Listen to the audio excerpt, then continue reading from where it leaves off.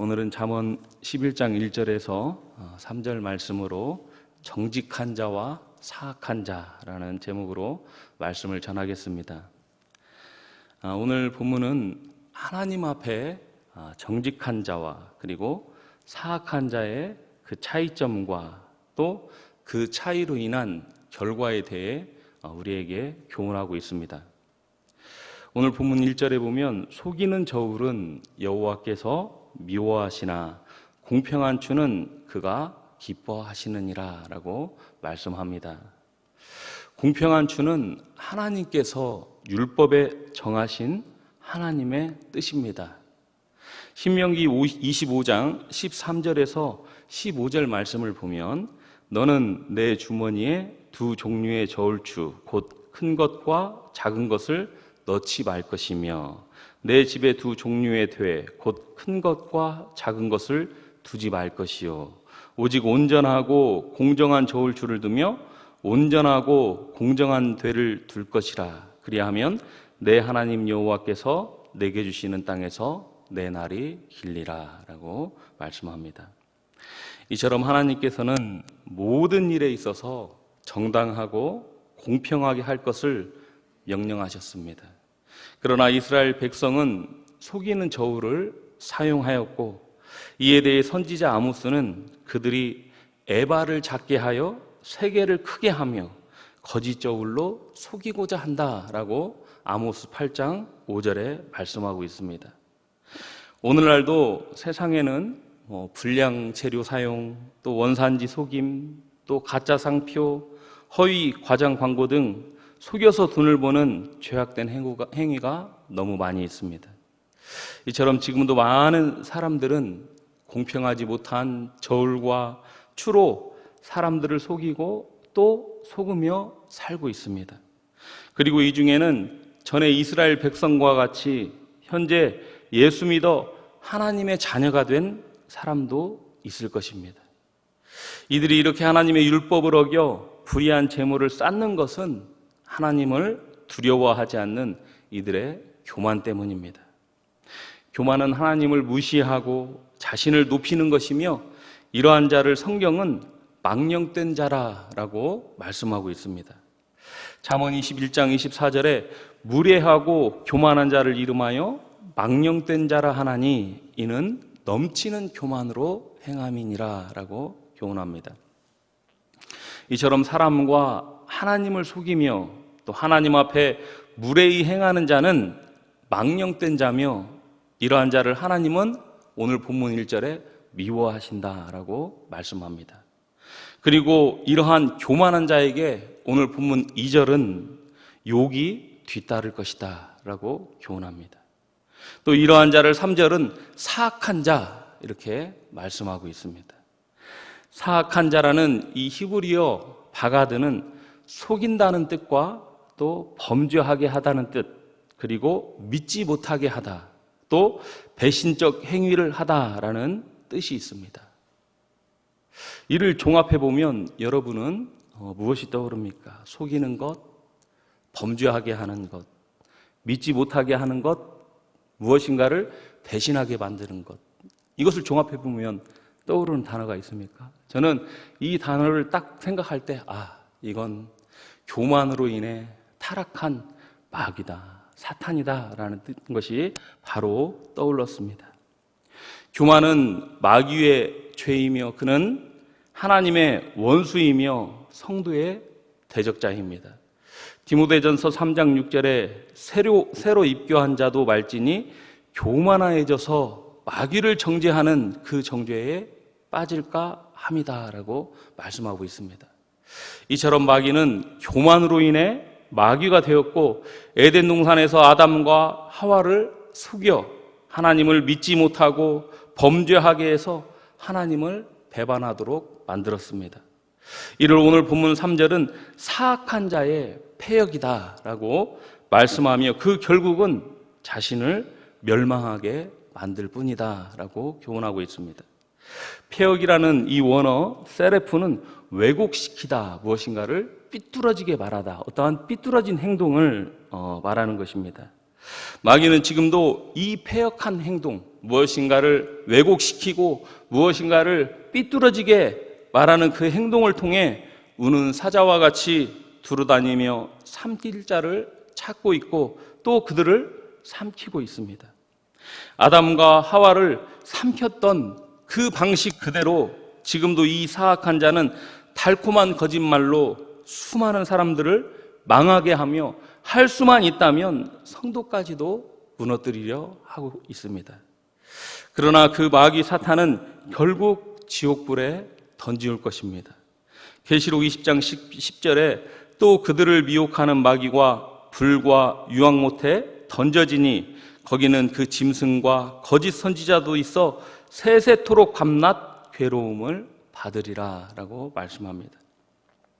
이와 같이 하나님 앞에서 공평하지 못하고 자신의 교만으로 사악한 행실, 곧 속이는 행실을 하는 자는 결국 이 마귀와 같이 망하고 말게 될 것입니다. 그러나 정직한 자는 하나님께서 기뻐하시며 지혜가 있고 그 성실이 그를 생명의 길로 인도한다고 오늘 본문은 우리에게 가르쳐주고 있습니다. 1절에 공평한 추라는 것은 완전한 추라는 뜻으로 조금도 속임이 없는 것을 말합니다. 사람은 누구나 죄로 인해 다 타락하여 항상 공평할 수 없고 또 한결같을 수 없습니다.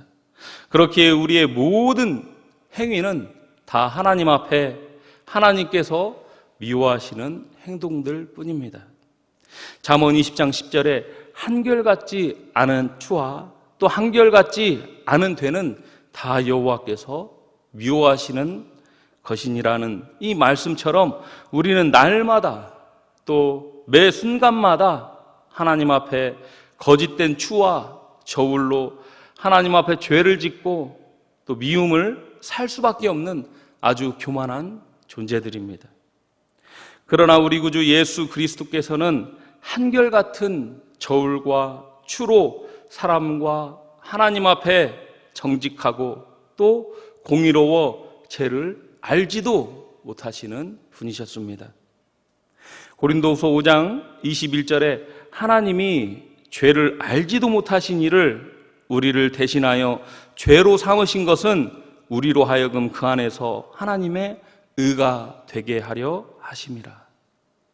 이처럼 예수님께서는 죄를 알지도 못하는 정직하고 공평한 성자 하나님이시지만 우리 죄를 대신하기 위해 이 땅에 오셔서 십자가에서 죽기까지 하나님의 뜻에 순종하였습니다. 빌립보서 2장 6절에서 8절에 그는 근본 하나님의 본체시나 하나님과 동등됨을 취할 것으로 여기지 아니하시고 오히려 자기를 비워 종의 형체를 가지사 사람들과 같이 되셨고 사람의 모양으로 나타나사 자기를 낮추시고 죽기까지 복종하셨으니 곧 십자가에 죽으심이라. 이처럼 하나님이신 예수님께서는 자기 자신을 비워 종의 형체를 취하시는 그 겸손을 통해 이 땅에 오셔서 자기를 낮추고 십자가에 죽기까지 복종하셨습니다.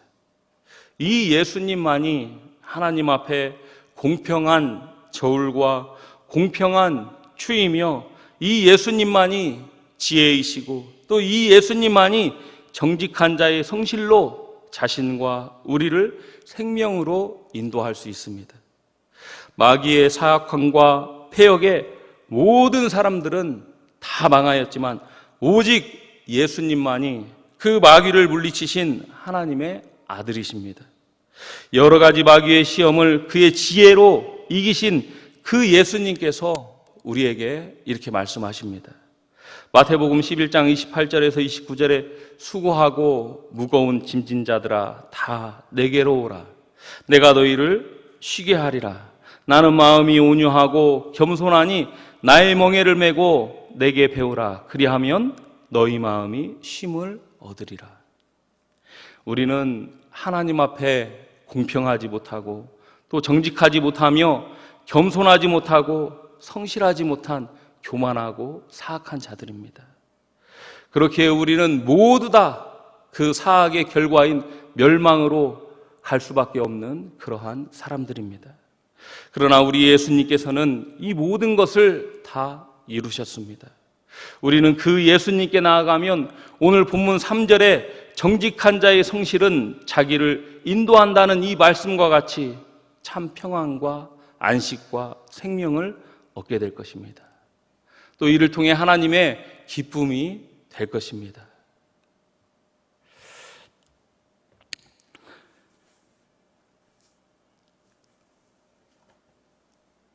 이 사실을 우리는 다 잘 기억해야 될 것입니다.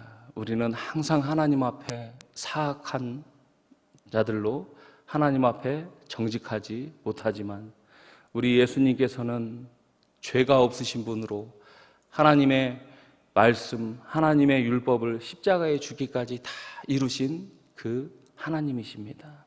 그분께 나아가기만 하면, 그분께 가서 엎드리기만 하면 그분께서 우리의 짐을 다 대신 지어주시고 우리의 모든 죄를 다 사해 주시며 우리를 이제 생명의 길로 인도해 주십니다.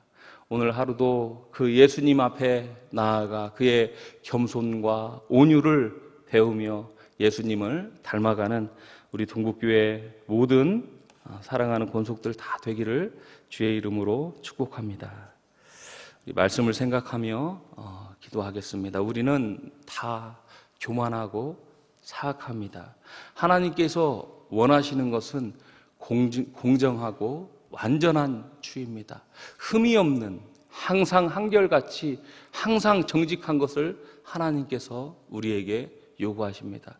그러나 우리는 연약하여 절대 그렇게 할 수 없습니다. 하지만 예수님께서는 다 이루셨고 예수님께서 다 이루신 그 의를 우리에게 주시겠다고 오라고 초청하고 있습니다. 우리는 그 예수님께 나아가면 정직한 자가 되고 또 공평한 자가 될 수 있습니다. 그 예수님을 의지하는 저와 여러분 되게 해달라고 기도해 주시기를 바랍니다. 오늘 장례식이 있습니다. 장례식 가운데 하나님께서 함께 하시고 은혜를 주셔서 모든 장례의 절차 은혜 중에 마칠 수 있게 해달라고 기도해 주시기를 바랍니다. 또 교회를 위해 기도해 주시기를 바랍니다. 하나님의 은혜 가운데 오프라인으로 이렇게 예배할 수 있게 해주신 그 은혜 너무나 감사합니다. 이 은혜가 끊이지 않도록 우리가 항상 함께 모여서 하나님께 예배하는 일이 방해받지 않도록 하나님께서 우리를 지켜 보호해달라고 기도해 주시기를 바랍니다. 또 각자 가지고 나온 개인 기도의 제목을 가지고 기도하시다가 돌아가시면 되겠습니다. 우리 주여 한번 부르고 기도하겠습니다. 주여